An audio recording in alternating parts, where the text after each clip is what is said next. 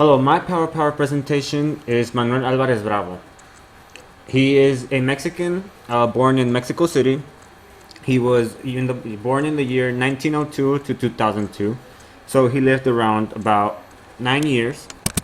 One of his favorite quotes, of the famous quotes of his, was, "The important thing in a photographer is his work, his sincerity, his ability to transcend the documentary to achieve human fulfillment."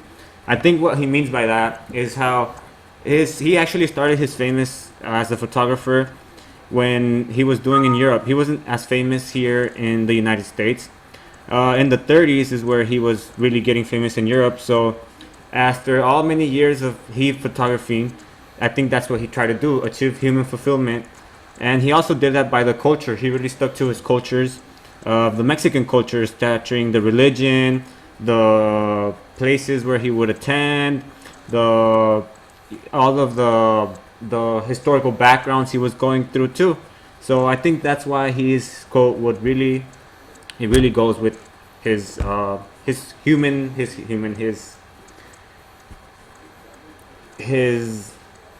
photographer career. One of the biographical informations is he was born on February 4th, 1902, Mexico City. He left that age at 12. He left that age because he had to work for a textile factory. His father actually died when he was really young, and he was actually nurtured by his mother and his grandpa. He really was lived in the textile factory for about worked in the textile factory for until he was like 18, 19, and that's when he really actually started being a photographer and getting into the photography, and where he was then able to get into the avant-garde grande in Mexico. So he has some biographical information. Photographic career.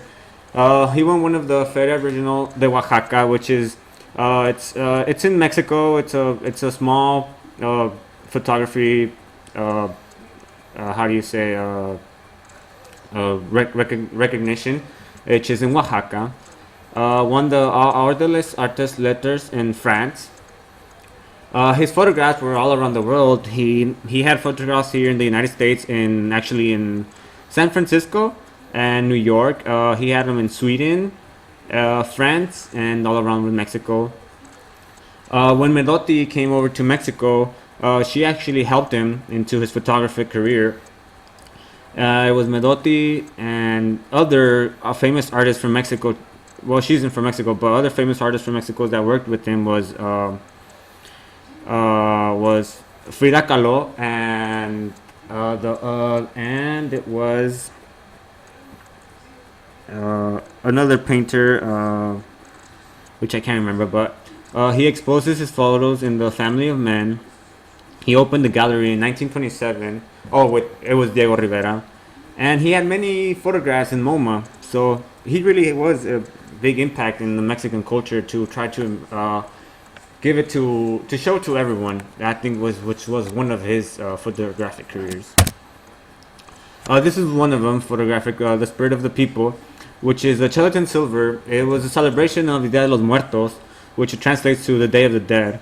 And as you can see like the tombs right there of the people and these candles.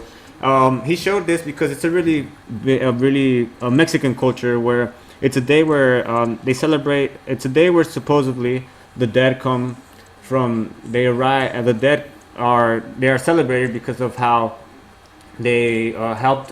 They are being. The people who are living are showing their appreciation of how they helped them a lot when they were alive, and it was usually those with family and friends. So that's one of the big cultures in Mexico. The other one is the Future Christ.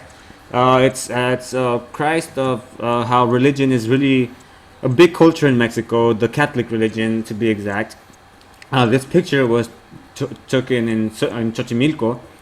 And it was in the Catholic church. It was taken in 1930s. So it's really, if you really don't show Catholicism in the Mexican culture, it's really a big part of the Mexican culture. You're really getting off of the thing.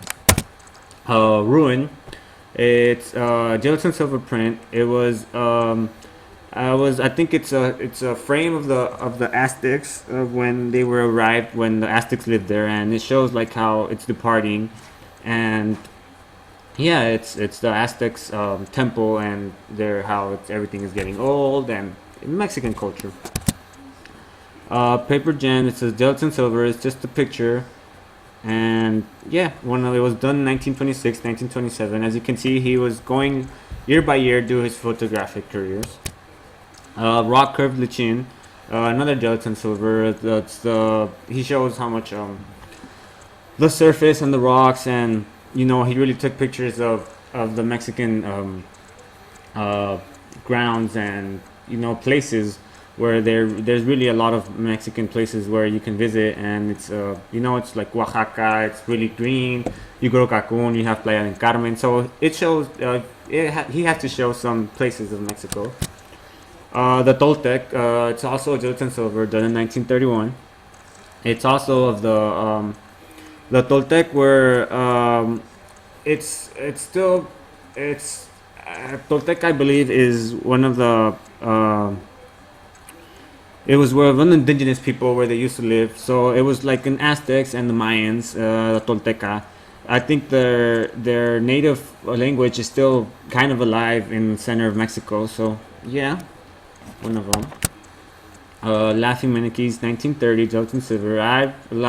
It's you show it's another Mexican culture where they show a tianguis, and a tianguis is pretty much people they gather on the streets and they put just like stores where they just put clothes outside. It's like a garage sale or a yard sale, but they go out in the streets and they sell all kinds of stuff: food, tamales, clothes, Mexican food, all types of stuff, cards, phones. You will find all types of stuff. They usually, depending on which streets you live in, they have days. I know here in Tijuana they have some where my grandma lives. They put them from 8 to like 12 in the morning, and then where my other grandma lives, they usually put them on Tuesdays and Thursdays. So it's a really Mexican culture to put a tianguis in.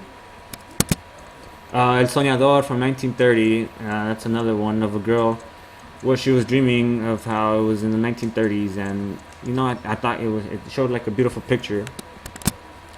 A girl looking at birds. It's just an indigenous girl looking outside of the. I thought it was really pretty. I like how it shows like the girl, how many indigenous. She looks like an indigenous girl, and how they lived. As you can see, their clothes and stuff, and how she looks kind of like being in the sun too much and stuff. So I like that one. La hija de los danzantes is daughter of the dancers. It's also in Cholula, Puebla, 1933. She looks like she's looking into probably like I don't know, like a dance club or something, and she's seeing her parents. Caja de Visión, box of vision, is a stereo viewer. It was gelatin silver in 1938. Niño de Maya de Tulum. It's a Mayan boy from Tulum. He's a Mayan boy. He looks like a Mayan boy, well, exactly like an indigenous, and it shows how how the Mayans used to, the structure of the Mayans and stuff. So it was gelatin silver in 1942. As you can see, he's transcending, starting in the 1920s and going 1930s, 1940s, and he's going up and up in the years. Wounded Agave, a gelatin silver, done in the 1950s. It just shows, I think it's a really beautiful picture of the agave and how Mexican, it's also a really big culture because of tequila, and some tequila comes from the agave. Most of the tequila usually comes from Jalisco, and that's where the agave is. And yes, it's a really big Mexican part of culture. El Choque, I really thought this was a funny picture of him. It's funny because like you can see the car, and it's like the little kid is walking, and as if you walk through Mexico and stuff, you always see some types of graphics of graffiti or stuff like that.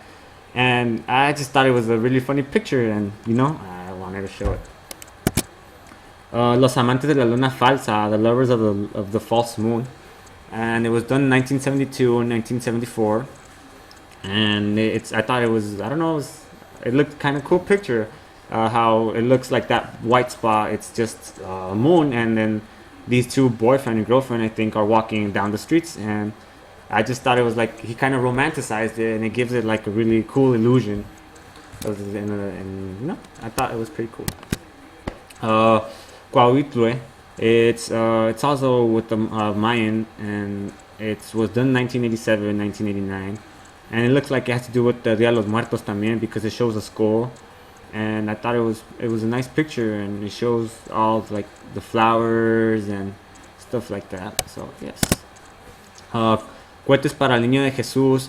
It's fireworks for the child Jesus. It's another celebration of Jesus of the Catholicism, and it's really I've been in one of them, and it's really they have a lot of fireworks.